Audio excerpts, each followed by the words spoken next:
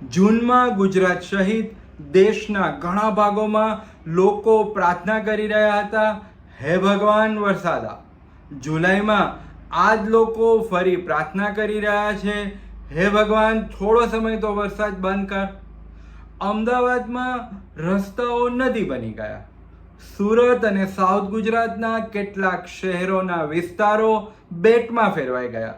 પરંતુ ત્યાં એક પોઝિટિવ વાત એ થઈ કે ઘણા બધા ડેમો ઓલમોસ્ટ ભરાઈ ગયા છે અથવા ભરાવા આવ્યા છે. કચ્છમાં વરસાદની રાહ જોવાઈ રહી છે અને વરસાદ ઓછો પડ્યો છે. એક જ રાજ્ય, એક જ ચોમાસું, છતાં ત્રણ અલગ અલગ વાર્તાઓ.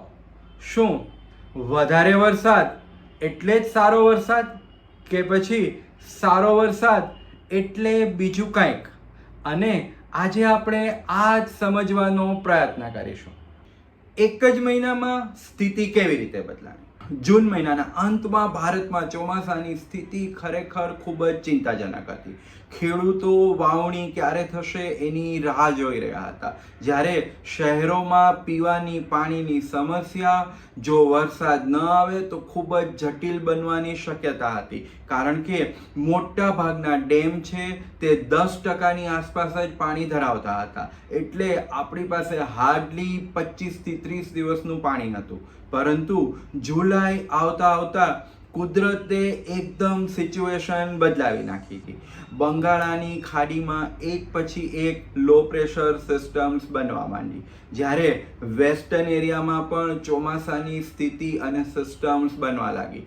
વળી અરબી સમુદ્રનો ભેજ પણ ચોમાસાને વધારે સક્રિય બનાવવામાં મહત્વનો ભાગ ભજવી ગયો. અને આને કારણે ગુજરાત અને મહારાષ્ટ્રમાં વરસાદની ઝડપ એકદમ વધી ગઈ. જ્યાં જૂન મહિનાના અંતમાં વરસાદની લોકો રાહ જોઈ રહ્યા હતા, ત્યાં જુલાઈ મહિનાના અંતમાં ભારેથી અતિભારે વરસાદ, ઘણી બધી જગ્યાએ પૂર જેવી પરિસ્થિતિ, નાના નાના ગામો અને નીચાણવાળા વિસ્તારો બેટમાં ફેરવાઈ ગયા. અને બીજી તરફ આવનારા મહિનાઓ માટે આ જ પાણી આપણા ડેમોમાં સંગ્રહિત થઈ રહ્યું હતું. અને એટલા માટે જ પ્રશ્ન એ નથી કે કેટલો વરસાદ પડ્યો, પરંતુ પ્રશ્ન એ છે કે આપણી આવતા વર્ષની પાણીની સમસ્યા ખરેખર પૂરી થઈ ગઈ છે. અને એનો જવાબ ખરેખર આશ્ચર્યજનક છે. શું પાણીનું સંકટ દૂર થઈ ગયું?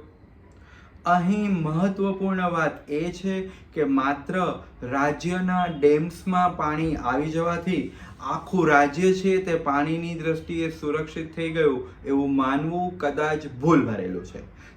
તમે હવે વિચારો કે પાણીના 3 બેંક એકાઉન્ટ છે. પહેલું એકાઉન્ટ છે જળાશયો અને ડેમો, બીજું એકાઉન્ટ છે ભૂગર્ભ જળ, અને ત્રીજું એકાઉન્ટ છે ખેતરની જમીનમાં રહેલો ભેજ. હવે આપણે ચર્ચા કરીએ પહેલા એકાઉન્ટની, જળાશયો અને ડેમ. અત્યારના આ જુલાઈ મહિનાના ભારે અને અતિભારે વરસાદને કારણે કદાચ આપણું આ જે બેંક એકાઉન્ટ છે એ તો પૂરું ભરાઈ જશે, એને ટીક માર્ક મળી જશે. આ જે અત્યારનો સ્પેલ છે એ કદાચ 80 થી 90% ગુજરાત અને મહારાષ્ટ્રના જળાશયોને ભરી દેશે અને એ પ્રોબ્લેમ સોલ્વ થઈ જશે. હવે વિચારીએ બાકીના બીજા 2 એકાઉન્ટ, ભૂગર્ભ જળ. આપણે જાણીએ છીએ કે આપણે તમામ વસ્તીને ડેમથી કવર કરી શકતા નથી, અને મોટા ભાગના ઘણા લોકો હજી સુધી બોરવેલ અને કૂવાના પાણી ઉપર પણ આધારિત રહેતા હોય છે. અને એ સમયે જે ભૂગર્ભ જળનું પાણી છે તે ખૂબ જ ઇમ્પોર્ટન્ટ બને છે. હવે જ્યારે વરસાદ એકદમ ભારે અને અતિ ભારે હોય છે ત્યારે પાણી છે તે એટલું સારી રીતે જમીનમાં ઉતરી શકતું નથી. કારણ કે પાણીને જમીનમાં ઉતરવા માટે લાંબા સમય માટે ધીરો ધીરો વરસાદ ખૂબ જ જરૂરી છે. અતિશય ભારે વરસાદનો આ દ્રષ્ટિએ એક પ્રોબ્લેમ એ છે કે પૂરેપૂરું પાણી વહી જાય છે અને જમીનમાં ઉતરી શકતું નથી. એટલે હવે આપણું ત્રીજું એકાઉન્ટ છે ખેતરમાં રહેલો ભેજ. ખેડૂતોને પાણી 24 કલાક અને 365 દિવસ જોતું હોય છે જેથી તે દરેક પ્રકારના પાક લઈ શકે. પરંતુ આજે અતિભારે વરસાદને કારણે જમીનમાં ભેજ રહેતો નથી, માટીઓ તણાઈ જાય છે, ઘસાઈ જાય છે. એને કારણે પણ ફળદ્રુપતા ઓછી થાય છે.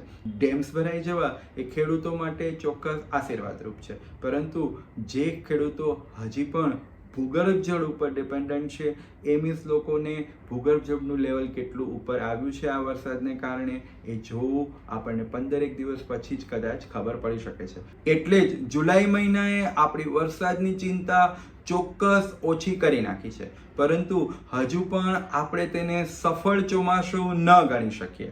કારણ કે હવે સવાલ એ થાય કે આપણે આટલું બધું પાણી આવ્યું એમાંથી કેટલું પાણી સાચવી શક્યા અને કેટલું પાણી આપણી આંખની સામે વહી ગયું. તો પછી આ વરસાદ ખોટો કેમ લાગે છે? હવે આ જ વરસાદની એક આપણે બીજી બાજુ જોઈએ. અમદાવાદ, વાપી, વલસાડ, સુરત, નવસારી, મુંબઈના ઘણા બધા ઘરોમાં પાણી ઘૂસી ગયા. દુકાનોમાં માલ સામાન છે તે પાણીમાં પલળી ગયો. વાહનો પાણીમાં ડૂબી ગયા. રસ્તાઓ બંધ થઈ ગયા. અને ઘણા બધા લોકો માટે તો આ જે વરસાદ છે તે રાહતના સમાચાર લાવવાને બદલે ખૂબ જ નુકસાન કરતા બન્યો. તો શું આપણે જેને ખોટો વરસાદ કહીએ છીએ તે ખરેખર ખોટો છે? ના, પરંતુ તેની ઝડપ ખોટી છે. અને આપણી જે વરસાદની ઝડપને સંભાળવાની ક્ષમતા છે અને આ જે વરસાદની ઝડપ છે, આ બંને વચ્ચેનો તફાવત છે એ સમસ્યાનું મુખ્ય કારણ છે. આપણે એક સરળ ઉદાહરણ જોઈએ. ધારો કે 100 મિલીમીટર વરસાદ 5 દિવસમાં પડે. જમીનને પાણી શોષવાનો સમય મળે, નાળાઓને પાણી બહાર કાઢવાનો સમય મળે, નદીઓમાં પાણી ધીમે ધીમે પહોંચે. પરંતુ એ જ 100 મિલીમીટર વરસાદ જો થોડા કલાકોમાં જ પડી જાય તો આખું ગણિત બદલાઈ જાય છે. એક મર્યાદાથી વધારે ઝડપે જમીન પાણી શોષી શકતી નથી. ડ્રેનેજ એક મર્યાદાથી વધારે પાણી બહાર કાઢી શકતી નથી. અને નદી પણ એક મર્યાદાથી વધારે પાણી એક સાથે લઈ શકતી નથી. તો આટલું બધું પાણી જાય ક્યાં? દુકાનોમાં, ઘરોમાં, રસ્તાઓ ઉપર. અને આવા સમયે શહેરોની રચના ખૂબ જ ઇમ્પોર્ટન્ટ બને છે. જો આપણે જૂના સમયમાં શહેરોની વાત કરીએ તો ત્યાં ખુલ્લી જમીન હતી, મોટા મેદાનો હતા, નાળાઓ હતા, નાના નાના તળાવો હતા. અને આને કારણે જે વરસાદનું પાણી છે તેને જમીનમાં ઉતરવાની જગ્યા અને તક મળતી હતી. પરંતુ હવે શહેરો મોટા થવા લાગ્યા છે. કોન્ક્રીટ, રસ્તા, બિલ્ડિંગ, પાર્કિંગ, પેવર બ્લોક અને પાણીની જમીનમાં ઉતરવાની જે જગ્યાઓ છે તે ધીમે ધીમે ઓછી થતી જાય છે. આને વિજ્ઞાનમાં રન ઓફ કહે છે. એટલે પડેલું પાણી જમીનમાં ઉતરવાને બદલે સપાટી ઉપર વહેવા લાગે છે.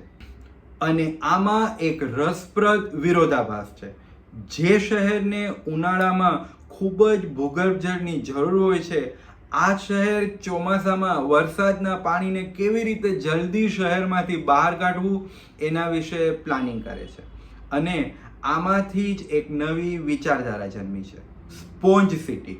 અર્થાત એવું શહેર જે વરસાદના પાણીને માત્ર બહાર જ કાઢે નહીં, પણ તેને થોડો સમય રોકે, શોષે અને સંગ્રહ પણ કરે. રેઇન ગાર્ડન્સ, ખુલ્લી જમીન, પાણી શોષી શકે એવા રસ્તા, પુનર્જીવિત તળાવો અને રેઇન વોટર હાર્વેસ્ટિંગ. આવી વ્યવસ્થાઓ ભારે વરસાદમાં પાણીની ઝડપ ઘટાડવામાં મદદરૂપ બની શકે છે. પરંતુ આનો અર્થ એ નથી કે આવા શહેરોમાં ક્યારેય પૂર આવશે જ નહીં. કારણ કે અતિશય ભારે વરસાદની સિચ્યુએશનમાં કોઈ પણ શહેર સુરક્ષિત નથી. પરંતુ હા, એ વાત ચોક્કસ છે કે જો શહેરોમાં પાણીને જવા માટે ખુલ્લી જગ્યાઓ હશે તો એકદમ ઝડપથી રોડ ઉપર પાણી નહીં આવે. અને એટલા માટે જ કદાચ આપણે જેને ખોટો વરસાદ કહીએ છીએ એનો એક ભાગ ખોટી જગ્યાએ પહોંચેલું પાણી પણ હોઈ શકે. તો આ વરસાદ સારો કે ખરાબ? અંતે પ્રશ્ન એક જ થાય કે આ વરસાદ છે તેને સારો વરસાદ કહેવો કે પછી ખરાબ? અને કદાચ જવાબ છે બંને. જે પરિવારોના ઘરમાં પાણી ઘૂસી ગયું, જે દુકાનદારોનો માલ સામાન પલળી ગયો અને જે ખેડૂતના ખેતરો પાણીથી ભરાઈ ગયા, એની માટે આ વરસાદ ખૂબ જ મુશ્કેલીઓ લઈને આવ્યો અને આ નુકસાનને માત્ર ડેમો ભરાઈ ગયા એવું કહીને નાનું ન કરી શક્યા. જ્યારે બીજી બાજુ જૂન મહિનામાં ગુજરાત અને મહારાષ્ટ્રમાં જે પાણીને લગતી ચિંતા હતી તેમાં જુલાઈ મહિનામાં ખૂબ જ મોટો ફેરફાર થયો. ડેમોમાં પાણી આવ્યા, નદીઓ વહેતી થઈ, ખેતી માટે આશા વધી ગઈ અને શહેરોમાં આવનારા મહિનાઓની પાણીની સમસ્યા સોલ્વ થવા લાગી. તો શું આપણે કહી શકીએ કે 2026માં દુષ્કાળની સંભાવના પૂરી થઈ ગઈ? અત્યારની પરિસ્થિતિ જૂન કરતાં ચોક્કસ સારી છે, પરંતુ હજી ઓગસ્ટ અને સપ્ટેમ્બર બાકી છે. વળી ખેડૂતો માટે કુલ કેટલો વરસાદ પડ્યો એ એટલું મહત્વનું નથી, પરંતુ એના પાકને જ્યારે પાણીની જરૂર હોય એ સમયે પાણી ઉપલબ્ધ રહેવું એ પણ એટલું જ મહત્વનું છે. અને એટલા માટે ચોમાસાનું પરિણામ અત્યારે જાહેર કરવું તે ખૂબ જ વહેલું ગણાશે. પરંતુ 2026ના જુલાઈએ આપણને એક તો વાત ચોક્કસ શીખવી દીધી કે કોઈ પણ વરસાદ તે ખરાબ વરસાદ કે ખોટા વરસાદ જેવું કશું નથી હોતું. દરેક વરસાદ પાણી લાવે છે, પરંતુ આ પાણી કેટલી ઝડપથી આવ્યું અને ક્યાં આવ્યું એ ખૂબ જ ઇમ્પોર્ટન્ટ છે. અને એનાથી પણ વધારે ઇમ્પોર્ટન્ટ છે કે આ વરસાદના પાણીમાંથી આપણે કેટલું પાણી બચાવી શક્યા. કારણ કે આજે જે રોડની ઉપર પાણી વહી રહ્યું છે, આ જ પાણીની આવનારા મહિનાઓમાં કદાચ આપણને જરૂર પડે. કારણ કે સારો વરસાદ એના ઉપરથી નથી નક્કી થતો કે કેટલો પડ્યો, પરંતુ એના ઉપરથી થાય છે કે આપણે કેટલો બચાવ્યો. તમને જો સચિન્સ ડાયરીના આવા ઇન્ફોર્મેટિવ અને રિસર્ચ બેઝ શોઝ ગમતા હોય તો અમારી ચેનલને જરૂરથી સબસ્ક્રાઇબ અથવા ફોલો કરો. Thank you.